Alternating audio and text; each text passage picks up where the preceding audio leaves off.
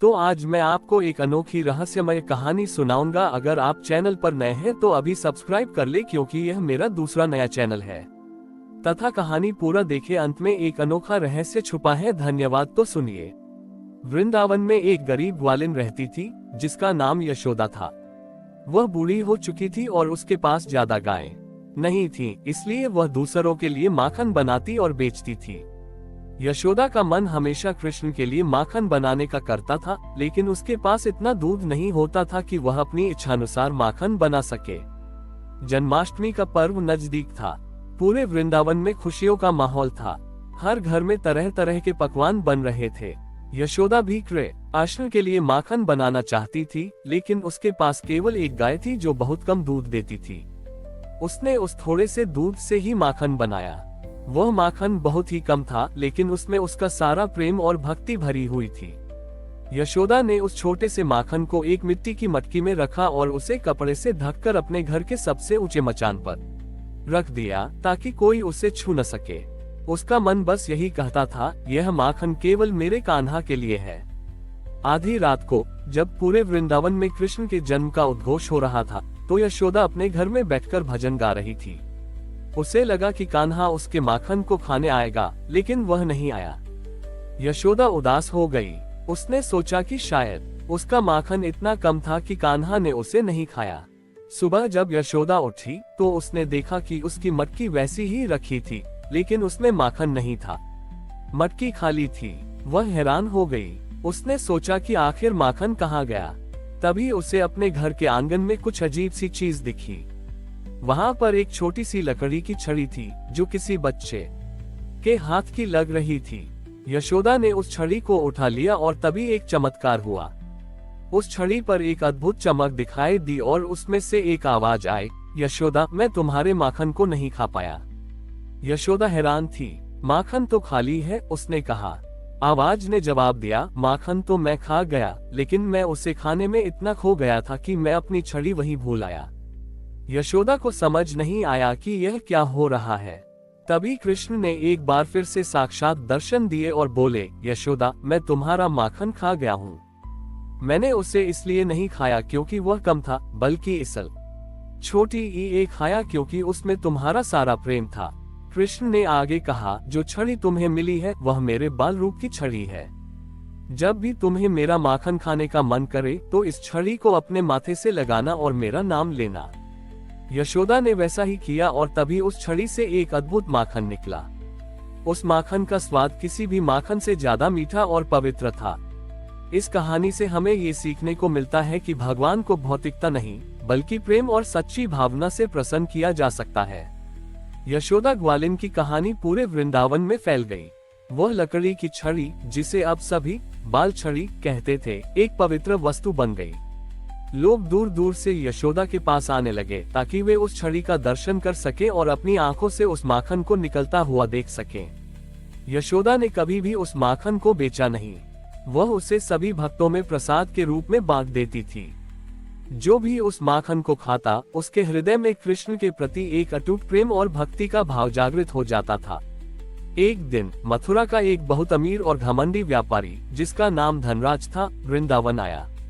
उसने यशोदा की प्रसिद्धि के बारे में सुना और उसे लगा कि वह इस छड़ी का उपयोग करके बहुत पैसा कमा सकता है। वह यशोदा के पास गया और उससे कहा, मैं तुम्हें जितना धन कहो उतना दूंगा, बस तुम ये छड़ी मुझे दे दो। यशोदा ने विनम्रता से इनकार कर दिया। ये छड़ी बिकाऊ नहीं है सेठ जी, यह मेरे कान्हा का आशीर्वाद है। धनराज को ये सुनकर बहुत गुस्सा आया। उसने अपनी ताकत का प्रदर्शन करते हुए कहा, अगर तुम ये छड़ी मुझे नहीं दोगी तो मैं तुम्हारे घर को नष्ट कर दूंगा। यशोदा डर गई, लेकिन फिर भी उसने छड़ी नहीं दी। वह जोर जोर से कृष्ण का नाम पुकारने लगी। तभी एक चमत्कार हुआ। धनराज के हाथ में एक अजीब सी हलचल हुई और उसकी मुट्ठी अपने आप बंद हो गई। जैसे ही उसने मुट्ठी खोली, उसके हाथ में कुछ भी नहीं था, सिवाय उस अहंकार के जो उसके मन में था। धनराज हैरान रह गया। उसे अपनी गलती का एहसास हुआ। उसने यशोदा से माफी मांगी और कहा, मुझे धन नहीं, बल्कि उस भक्ति की आवश्यकता है जो आपके पास है।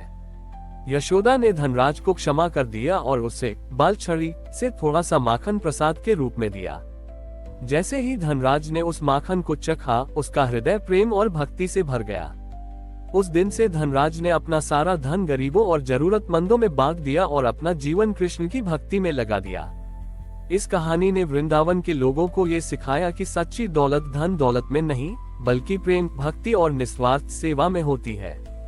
धनराज के हृदय परिवर्तन के बाद बालछड़ी की महिमा और भी बढ़ गई। यशोदा ग्वालिन अब पूरे वृंदावन में मैया यशोदा के नाम से जानी जाने लगी। वह बालछड़ी से निकले माखन को प्रतिदिन छोटी ईना भक्तों में बांटती थी, और जो भी उस माखन को खाता उसके जीवन में एक नई उम्मीद और खुशी भर जाती थी। एक दिन जब यशोदा माखन बांट रही थी तो एक बहुत ही बूढ़ा और कमजोर साधु उनके पास आया। उसके हाथ में एक छोटी सी लकड़ी की कटोरी थी। उसने यशोदा से कहा, मैया, मैंने सुना है कि आपके पास एक ऐसी छड़ी है जिससे माखन निकलता है। मेरी इच्छा है कि मैं भी अपने हाथ से उस माखन को चखूं। यशोदा ने उस साधु को बहुत प्रेम से बिठाया और उसकी कटोरी में बालछड़ी से माखन निकाला। जैसे ही साधु ने उस माखन को खाया, उसके चेहरे पर एक अद्भुत चमक आ गई। वह तुरंत खड़ा हो गया और उसने जोर जोर से कृष्ण का नाम पुकारना शुरू कर दिया। साधु ने कहा, मैया, यह कोई साधारण माखन नहीं है। यह माखन तो साक्षात कृष्ण का प्रेम है। इस माखन में वह शक्ति है जो हर दुख को दूर कर सकती है और हर हृदय को भगवान से जोड़ सकती है। उस साधु ने यशोदा को एक रहस्य बताया। उसने कहा कि उसकी यह लकड़ी की कटोरी भी बहुत खास है। ये कटोरी उसके गुरु ने उसे दी थी और कहा था कि यह उसे तब तक माखन देती रहेगी जब तक वह अपने हृदय में भक्ति रखेगा। लेकिन जैसे ही साधु के हृदय में थोड़ा भी लालच आया, उसकी कटोरी ने माखन देना बंद कर दिया। यशोदा ने उस साधु से कहा, ये छड़ी मेरी नहीं बल्कि मेरे कान्हा की है। जब तक मेरा हृदय उनसे जुड़ा रहेगा, ये छड़ी माखन देती रहेगी। साधु ने यशोदा को प्रणाम किया और कहा, मैया, आपने मुझे ये सिखाया कि सच्ची भक्ति कभी खत्म नहीं होती। जब तक हम प्रेम से जुड़े रहेंगे तब तक भगवान हमारे साथ रहेंगे। उस दिन से वह साधु यशोदा के पास ही रुक गया और उनके साथ मिलकर माखन प्रसाद बांटने लगा। बालछड़ी की कहानी ने वृंदावन के लोगों को ये सिखाया कि भक्ति केवल पूजा पाठ में नहीं, बल्कि हर उस चीज में होती है जो हम प्रेम से करते हैं। हमारी और भी आध्यात्मिक एवं अनोखी कहानियां देखने के लिए हमारे चैनल पर जाएं तथा धार्मिक एवं पौराणिक अनोखी कहानियां हमारे चैनल पर है। कृपया जाके देखें तथा हमारे चैनल को सब्सक्राइब करके रखें और वीडियो लाइक जरूर करें। धन्यवाद।